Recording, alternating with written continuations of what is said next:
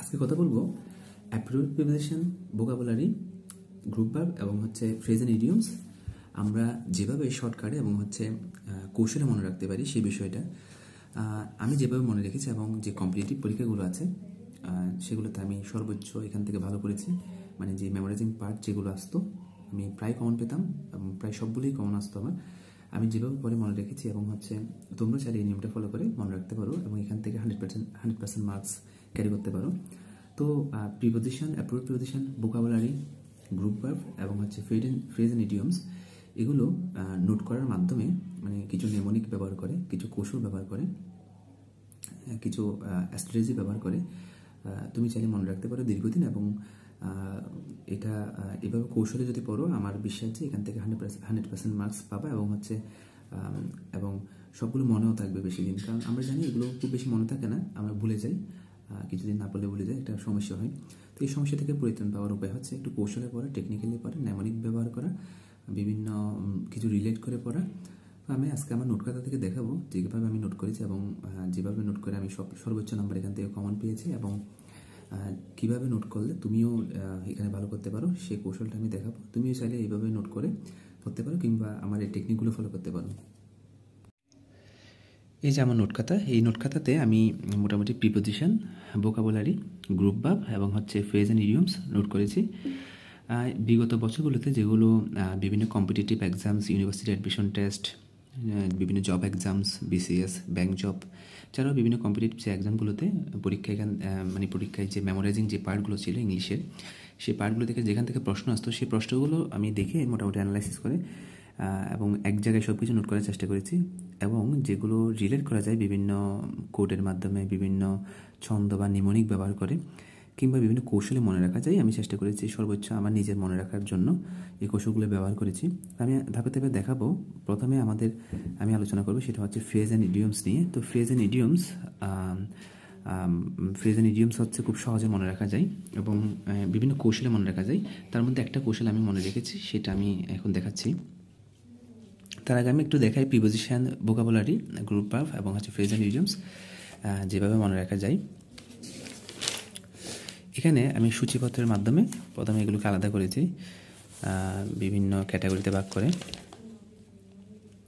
এগুলো BCS, bank, IBA, admission test এবং others jobs, বিভিন্ন ইম্পর্টেন্ট ভোকাবুলারিকে আমি এক জায়গায় করে নোট করেছি। তো এখানে আমি আরও কতগুলো বিষয় লিখেছি। ভোকাবুলারি শেখার কৌশল, তো ভোকাবুলারি অনেকভাবে শিখতে পারো, চাইলে এগুলো একটু দেখে নিতে পারো, পড়ে নিতে পারো। ট্রিক 1, 2, 3, 4 স্টেপে এইভাবে আমি মনে রাখার চেষ্টা করেছি। এবং এটা হচ্ছে 2 number step. 1 number step scientific way, এটা হচ্ছে সাইন্টিফিক ওয়েতে মনে রাখার কৌশল ভোকাবুলারি। এবং এই কৌশলটা অক্সফোর্ড ইউনিভার্সিটির এই কৌশলটা ব্যবহার করে। অক্সফোর্ড ইউনিভার্সিটি এই কৌশলটা ব্যবহার করার মাধ্যমে আসলে ভোকাবুলারি মনে রাখে এখানকার স্টুডেন্টসরা। এবার আছে 3 নাম্বার, যেটা আদার্স পিপলস, যেটা মানুষরা বলে, সেটা হচ্ছে বেশিরভাগ সফল মানুষ বা যারা ইংলিশ অনেক বেশি এক্সপার্ট কিংবা ভালো পজিশনে আছেন তারাও কিন্তু এই কথাগুলো বলেছেন বেশিরভাগই। তো আমি মোটামুটি তিনোটাই স্টেপ অ্যাপ্লাই করেছি। তবে স্টেপ 1, স্টেপ 2 এবং স্টেপ 3-র মধ্যে আমার থেকে স্টেপ 3টা ভালো লেগেছে। কারণ আমরা যেহেতু বাংলাদেশি, তো আমাদের কথাবার্তা, চালচলন সব কিছুই আমাদের বিষয়গুলো বাংলার উপর। তো আমার মনে হয় নাম্বার 3 স্টেপ 3 নাম্বারটা আমার জন্য বেশি অ্যাপ্রুভাল হয়েছে। তো আমি এটা প্রয়োগ করে কিন্তু ভোকাবুলারি শেখার চেষ্টা করেছি। এখানে আমি ভোকাবুলারি 1, 2 বিভিন্ন নিমোনিক ব্যবহার করেছি।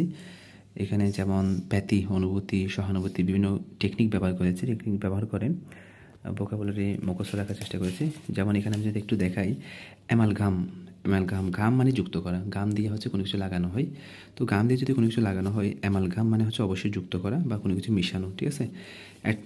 মিক্স শব্দটা আছে এখানে, আমরা দেখতে পাচ্ছি মিক্স মানে কী করা, যুক্ত করা, কোনো কিছু মিশানো। তো মিক্স মানে কোনো কিছু মিশানো। ইন্টারমিক্স, মিঙ্গল, হ্যাঁ ঠিক আছে। মিঙ্গল মানে কোনো কিছু মিশানো, তো ইন্টারমিঙ্গল মানে কোনো কিছু মিশানো, ঠিক আছে। এখানে মিঙ্গল যতগুলো থাকবে এগুলো বিভিন্ন টেকনিক ইউজ করা যায়। আমি আমার মতো করে টেকনিক ইউজ করছিলাম। এখানে ভোকাবুলারি 3, 4 বিভিন্ন স্টেপে মনে রাখছি। আমি এগুলো নিয়ে আলোচনা করবো, জাস্ট একবার দেখাচ্ছি আসলে কীভাবে মনে রাখা যায় বা কৌশলে এগুলো মাথায় রাখা যায়। এগুলো সবগুলো হাই ফ্রিকোয়েন্সি ওয়ার্ডস, যেগুলো পরীক্ষা আসতো, বিভিন্ন কম্পিটিটিভ পরীক্ষাগুলো আসে, এগুলো এক জায়গায় করে টেকনিক্যালি আমি ডে বাই ডে ভোকাবুলারি 11 ডেতে আমি এগুলো শিখতাম। তারপর 12 ডেতে এগুলো শিখতাম। এগুলো অনেক প্রায় 8 ঘন্টা 20 মিনিট বা 1 ঘন্টার মতো সময় দিতাম অনেক সময়, কারণ এই যেহেতু ওয়ার্ডগুলো অনেক বেশি ইম্পর্ট্যান্ট। যেমন এখানে হচ্ছে আমি লিখছি হচ্ছে স্ক্রু প্লাস স্ক্রু দিয়ে ঢুকিয়ে দেখা, তাহলে এটা হচ্ছে স্ক্রু প্লাস কুতকুতে কোনো কিছু হচ্ছে কেয়ারফুলি দেখা, ঠিক আছে। তো এটা এভাবে আমি মনে রাখার চেষ্টা, এবং এগুলো এভাবে করলে আসলে ইচ্ছা করেও ভুলে যাবে না, মানে কেউ যদি চায় আমি এগুলো ভুলে যেতে চাচ্ছি, মানে এরকম টেন্ডেন্সি থাকলেও সে ভুলে যাবে না, কারণ এগুলো এমনভাবে গেঁথে যাবে টেকনিক্যালি। তো এভাবে মনে রাখা যায় অনেক ওয়ার্ডস, এখানে অনেক ওয়ার্ডস, তবে অনেক ওয়ার্ডস হলেও এগুলো পড়তে একদম প্যারা লাগবে না, খুব সহজে মজা নিয়ে পড়া যায়, মনেও থাকে, মজাও পাওয়া যায়, এগুলো পরে মজা পাওয়া যায়। কারণ পড়ালেখা যদি মজা নিয়ে পড়া যায় তাহলে আসলে মনে থাকে বেশি দিন, এবং সবচেয়ে বড় বিষয় হচ্ছে মনে থাকে বেশি দিন আর পড়তে ভালো লাগে। হ্যাঁ, তো এটা হচ্ছে বিষয়। এখানে আমরা দেখতে পাচ্ছি ভোকাবুলারি 32, এখানে 33 পর্যন্ত আমরা চলে আসছি, অর্থাৎ ডে নাম্বার 32। এগুলো কত তো আমি আসলে ভুলে গেছি, দেখলে বুঝতে পারবো। ডে 40 মানে 40 দিন যাবত এই ভোকাবুলারি, মনে করো আমি একটা স্টেপ নিয়েছিলাম যে 40 দিন হাই ফ্রিকোয়েন্সি ওয়ার্ডগুলোকে 40 দিনে ভাগ করব। এরপরে হচ্ছে ইম্পর্টেন্স ভোকাবুলারি নেমোনিক কিছু, আবার এগুলো হচ্ছে আবার আলাদা করে করছিলাম। মোটামুটি এগুলো একটু বেশি ফ্রিকোয়েন্সি, মানে ঘন ঘন আসে একদম। আগেগুলো আমি যেগুলো করছি এগুলো ইম্পর্টেন্ট, কিন্তু এগুলো একটু বেশি ইম্পর্টেন্ট ছিল। তো এগুলোকে আমি বিভিন্ন পার্টে মনে রাখার জন্য চেষ্টা করছি, বিভিন্নভাবে মনে রাখার চেষ্টা, ঠিক আছে, যে বিভিন্নভাবে পার্ট 4, পার্ট 5, হ্যাঁ, এভাবে করে আমি মনে রাখছি। মানে এগুলি বেশি গুরুত্বপূর্ণ, মানে ঘন ঘন আসতো, বিভিন্ন পরীক্ষাগুলোতে আসতো।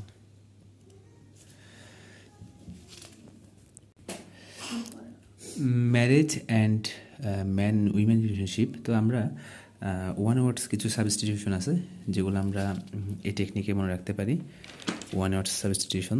তো এগুলো নিয়ে আমি আলোচনা করবো ক্লাসে, একটা চেষ্টা করবো এখান থেকে বেশ কয়েকটা ক্লাস নেওয়ার জন্য। ওয়ান ওয়ার্ড সাবস্টিটিউশন এভাবে যদি কেউ পড়ে, মানে এখানে আসলে এগুলো প্যারা পাওয়া যাবে না কোনো, একদম খুব ইজিলি মনে রাখা যাবে, একবার পরেই আমার বিশ্বাস একবার কেউ পড়লে মনে রাখতে পারবে। এগুলো হচ্ছে অ্যাপ্রোপ্রিয়েট প্রিপারেশন পড়ার সিস্টেম। অ্যাপ্রোপ্রিয়েট প্রিপারেশনগুলো নির্ভর করে রিডিংয়ের উপর। রিডিং পড়ার সময় ডেইলি স্টার থেকে বেছে পড়া, মানে পড়বো, এগুলো আমি নিজের মতো লিখে রাখছি। আর যা পড়বো তা থেকে গ্রামার, প্রিপোজিশন, অন্যান্যগুলো খেয়াল করবো। এভাবে আসলে আমরা প্রিপোজিশন অনেকে বসে বসে শিখি, যেমন avoid by, abstain from, try to, এভাবে না শিখে আমরা, এটা হচ্ছে সাইন্টিফিক হয়ে, এটা এভাবে আমরা পেপার পড়ে পড়ে শিখতে পারি বা ইংলিশ লাইন পড়ে শিখতে পারি। কিন্তু বিষয়টা হচ্ছে আমরা তো বাঙালি, ঠিক আছে, বাঙালি, এবং হচ্ছে আমরা ইংলিশ পড়তে অভ্যস্ত না, ওইটা একটা বিষয় আছে। তো ওই বিষয়টাই হচ্ছে আসলে মূল।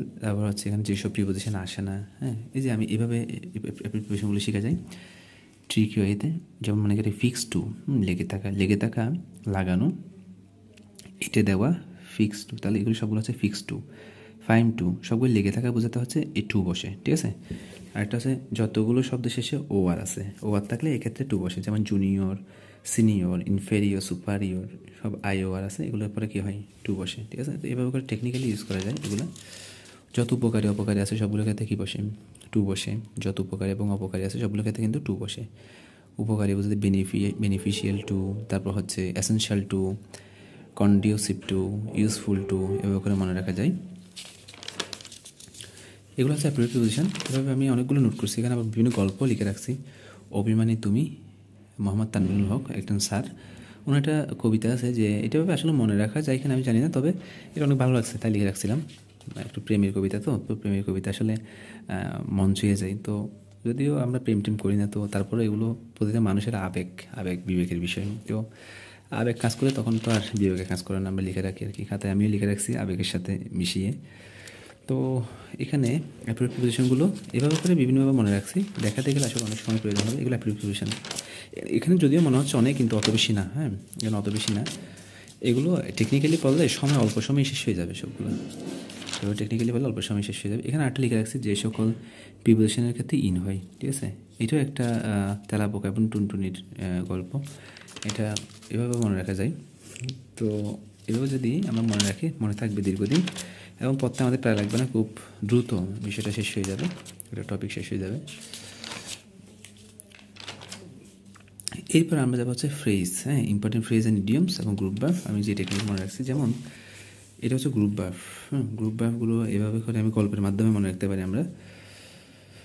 তারপর হচ্ছে এখানে যে ম্যান জাতীয় যতগুলো ফ্রেজ আছে ম্যান জাতীয়, যেমন a man of few words, স্বল্পভাষী বা স্বল্প কথার লোক, এ ম্যান অফ অ্যাস্ট্রো, দুর্বচিত্রের লোক, এ ম্যান অফ লেটার্স, বিদ্বান ব্যক্তি। এক কথায় ম্যান জাতীয় সবগুলো একসাথে এক জায়গায় করে রাখছি, ঠিক আছে। যত ম্যান আছে সবগুলো, যত ফিশ আছে ফিশ জাতীয় সবগুলো এক জায়গায়, ঠিক আছে। Big fish, two fish in travel water, fish out of water, তাহলে ফিশ জাতীয় সবগুলো এক জায়গায়। এবারে কালার, যত কালার আছে সবগুলো এক জাতীয় এক জায়গায়। হোয়াইট লাই, হোয়াইট মানে সাদা রং, ঠিক আছে, হোয়াইট কালার। এভাবে করে এগুলো আমরা মানে লিখে রাখছি বিভিন্ন টেকনিক ইউজ করে। হর্স জাতীয় সব, ক্যাট জাতীয় সব এক জায়গায়, ওফ, আপল, এগুলো সবগুলো হচ্ছে ডে, ফিজার, সব কিছু সবগুলো একটা জায়গায় এভাবে করে আমরা চাইলে মনে রাখতে পারি। আই রিলেটেড এভাবে মনে রাখতে পারি। আর এগুলো হচ্ছে গ্রুপ ভার্বগুলো আমরা এভাবে মনে রাখতে পারি এক জায়গায়। কমানো অর্থে কিন্তু এগুলো হয়, মুভমেন্ট অর্থে এগুলো হয়। তারপর গ্রুপ ভার্ব এভাবে মনে রাখা যায় এটা টেকনিকে। এগুলো কিন্তু অনেক অ্যানালাইসিস, অনেক সময় দিতে হয়েছে, তবে একবার এভাবে শিখলে, একবার রিভিশন দিলে আমার মনে হয় আমরা ভুলে যাবো, এটা স্বাভাবিক, ভুলে যাব। তবে হচ্ছে একবার যদি আমরা ভালো করে পড়ি বা বুঝে পড়ি, তাহলে এরপর আমরা একবার রিভিশন দিলে আমাদের আসলে মাথায় চলে আসবে। হ্যাঁ, বিভিন্ন কৌশলে, যেমন অ্যাক্ট মানে কাজ করা, অ্যাক্ট অন মানে হচ্ছে এক টন ক্ষতি করা, এক টন ওজনের জিনিসপত্র যদি আমরা কাঁধে নিই তাহলে আমাদের অনেক ক্ষতি হবে। তো এক টন মানে ক্ষতি করা, একটা আপন করে নেওয়া, নির্ভর করা। তাহলে আমরা যখন আপন মানুষের উপর নির্ভর করি, তাই একটা আপন হচ্ছে নির্ভর করি, এভাবে করে বিভিন্ন। এরপর যদি আমরা দেখি বিয়ার, ব্রিং, এই রিলেটেড এরকম করে এভাবে হচ্ছে গ্রুপ ভার্বগুলো মনে রাখা যায়। গ্রুপ ভার্বগুলো মনে রাখা যায়। এরপরে যে প্রিপোজিশনগুলো হচ্ছে আমরা দেখি যে আমরা যে প্রিপোজিশনগুলো ভুল করি আর কি, ভুল করার সম্ভাবনা রয়েছে, এটা নিয়ে আমার একটা ভিডিও আছে।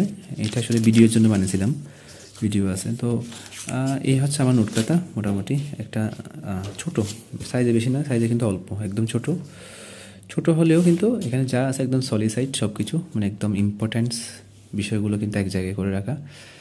তো আমার বিশেষ এইভাবে যদি যে কোনো কিছু পড়া যায়, মেমোরাইজিং পার্টগুলো অনেক ভালো মনে থাকবে, ঠিক আছে। এবং দীর্ঘদিন, শুধু ভালো মনে থাকবে, দীর্ঘদিন যদি মনে রাখা যাবে, এবং যদি গুরুত্বপূর্ণ জিনিসগুলো পড়া যায় তাহলে আসলে কমনও পাওয়া যাবে।